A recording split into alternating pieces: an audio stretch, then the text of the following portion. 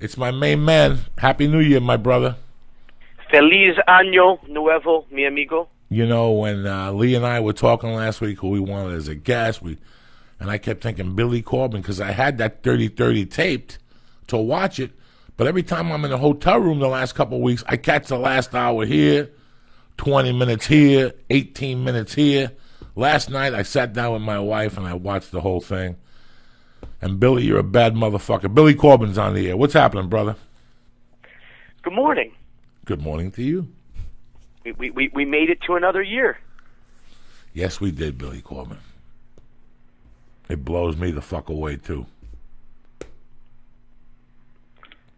I always think I don't know how the state of Florida does it. Like, I don't know how we manage to, whether it's just like collapsing under the weight of our own ineptitude and corruption, or just or global warming. Finally, sea level rise is coming and swallowing up the state. I just don't know how we make it.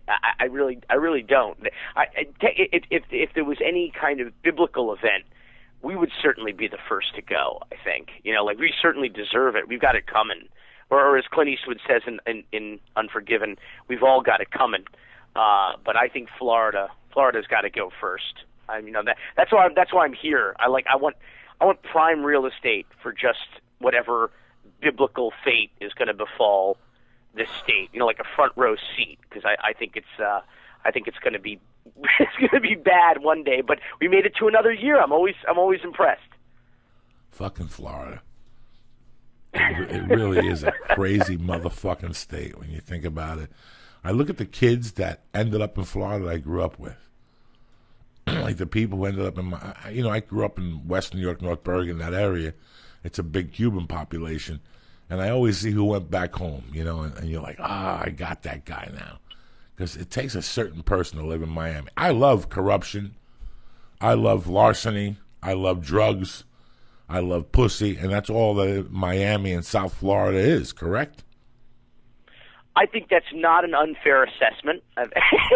You're looking at the essential ingredients of the community. You've hit upon most of them. I like Jewish people. I like Cuban people. I mean, everything about Florida points me. But I don't think I'm ready. I never thought I was ready for Miami. Every time I thought I was ready for Miami, I go down there and go, not yet. Maybe another 2 fucking years.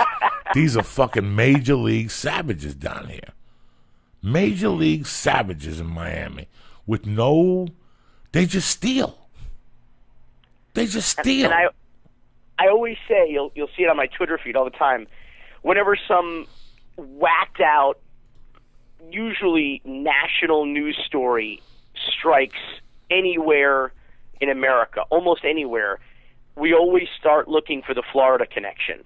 Because the more whacked out the story is, the more likely that there's a Florida connection. And I'll post news stories and I'll be like, there's always a Florida connection, whether we found it or not. I mean, there was just this police chief in Peachtree, Georgia, and he was moving his gun at 4:30 in the morning while he's in bed. And according to him, it accidentally goes off, and he shoots his wife. What he first reported to 911 was twice, but actually turned out to only accidentally shoot her once. And sure as shit, where was he a police chief before Peachtree, Georgia? DeCresta in Palm Beach County, where he worked in 2 police departments, was divorced 3 times, and this third wife was actually his first wife or something that came back to him, who had previously accused him of cheating and being abusive. And of course, the whole thing is like the Florida connection, the entire story. And that just goes back to, whether it's the 9/11 terrorists living in flight training in Florida, or all the Ponzi schemers. Bernie Madoff in Palm Beach, or you go back to 1926, for crying out loud. There was an Italian immigrant who got busted in Massachusetts, and he fled the jurisdiction, and he goes to Florida, the Jacksonville area, in Duval County, and he starts doing these like land schemes that were popular in Florida, selling swampland and lies that came true, promising people, 50% on their money or whatever. He gets busted there in Jacksonville, runs across the state, flees across the state to Tampa, starts running the same scam. He finally gets busted there, gets convicted, does prison time. They extradite him back to Boston, where he does prison time, and the guy's name was Charles Ponzi. And he's the guy for whom he invented the Ponzi scheme, and the last place in America that he plied his namesake scam before he was deported back to Italy was in Florida, because there's always a Florida connection with every fucked up story. What about the guy, the booster in the documentary, who stole $800 million? Oh, sure, yeah, Nevin Shapiro you're talking about. Yeah, it's the University of Miami, I like to say, is guilty by geography.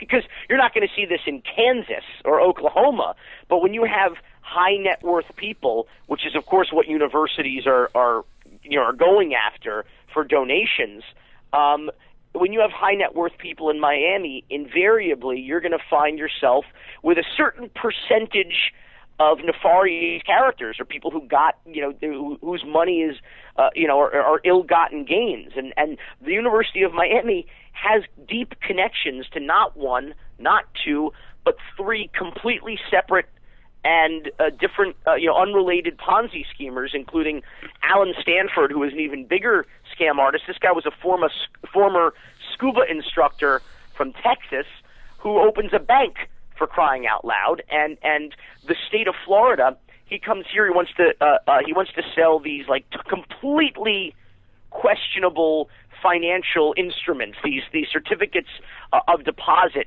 from an offshore bank that this guy started in the Virgin Islands, which immediately no one else will. Antigua was where it was. A bank in Antigua opened by a former Texas scuba instructor.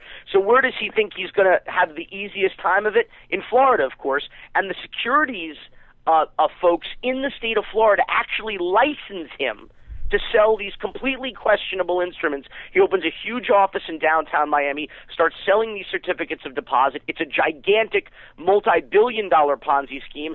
And, of course, the University of Miami finds themselves the defendants in a clawback lawsuit because he donated millions of dollars to the University of Miami and to their actually award-winning and incredible marine biology school that they have. And now there you have the bankruptcy trustee who's trying to get some money back for the victims of this guy is suing the University of Miami. Then, as you mentioned, you've got Nevin Shapiro, who is the high-profile booster of the University of Miami football and basketball programs.